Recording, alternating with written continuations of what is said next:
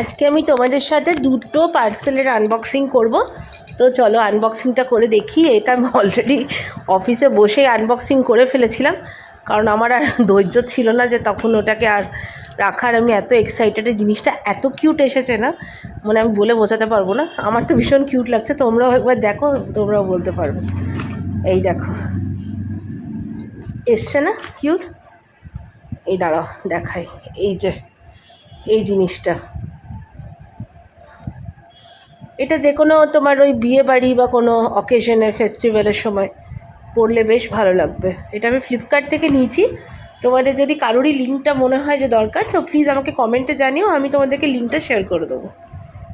আর এবারে এই বড় একটা প্যাকেটের আনবক্সিং করার টার্ন। এটা তো দেখতেই পাচ্ছ, এটাও ফ্লিপকার্ট থেকে এসেছে। তো ফ্লিপকার্টের অ্যাপ যেটা হচ্ছে সেটা আমার কিন্তু প্রচণ্ড ফেভারিট। আমি লাইফের অলমোস্ট এভরিথিং ফ্লিপকার্ট থেকেই মনে কিনে ফেলেছি এখন অবধি। তো চলো এটাকে কেটে ফেলি।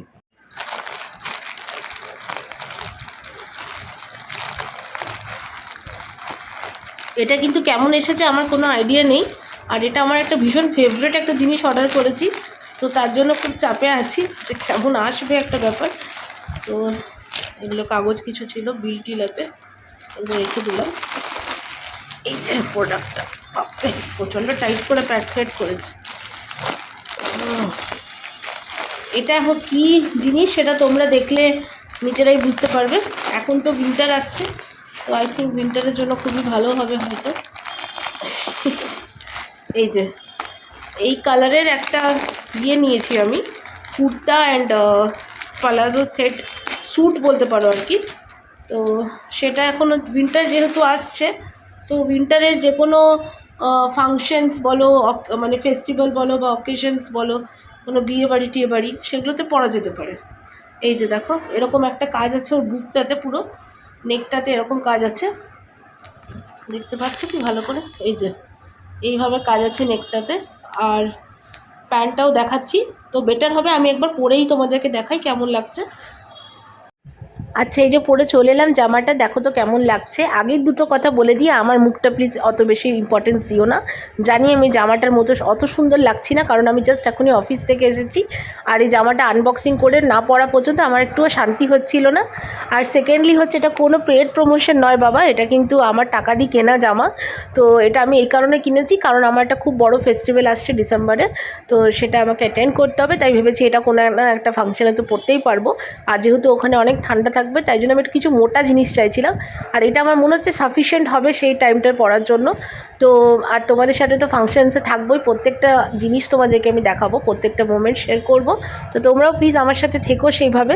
আর এই যে জামাটার কথা বলি, তো জামাটা কিন্তু আমার খুব ভালো লাগছে, ভেলভেট। তো আমার মনে হয় অল টাইম ক্লাসই, সবসময়তেই পরতে পারো। প্লাস এই যে তোমার এই ওয়ার্কগুলো দেখছো না, এটা আমার কেন মনে হচ্ছে এটা কোনো প্যাচ ওয়ার্ক মানে বলা যায় আর কি, জানি না এক্স্যাক্ট নামটা কি, মানে কোনো একটা কাপড়ের উপরে কাজটা করে তারপরে সেটা এর উপরে লাগানো হয়েছে, সেটাকে মনে প্যাচ ওয়ার্কই বলে হয়তো, আমি ঠিক এক্স্যাক্ট নাম জানি না। কেউ যদি ঠিকঠাক নামটা জানো আমাকে প্লিজ কারেক্ট করে দিও। আর এই জামাটা পরার পর আর এই হেয়ার ব্যান্ডের সাথে স্পেশালি আমার কিন্তু মনে হচ্ছে আমি কাশ্মীরে ঘুরতে এসেছি, কারণ উডুপিতে এত গরম যে গরমের মধ্যে আমার এই জামাটা পরে পুরো মনে হচ্ছে আমি কাশ্মীরে আছি এখন, তাই জন্য এত মোটা জামা পরে ঘুরে বেড়াচ্ছি। তো জামাটা বেশ সুন্দর বলতে পারি।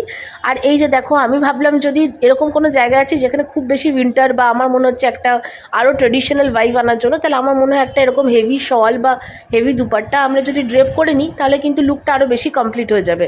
তো তাই জন্য ওই ভেবে পারি একটা আলমিরা থেকে একটা সামনে র্যান্ডম দুপাট্টা পেলাম, সেটাই বার করে নিলাম, নিয়ে ট্রাই করতে গেলাম। দেখছি এই দুপাট্টাটার সাথে এই জামাটা যেন মনে হচ্ছে মেড ফর ইচ আদার, মানে রবনে বানাদি জড়ি, এরকমই লাগছে আমার জামাটার দুপাট্টাটাকে।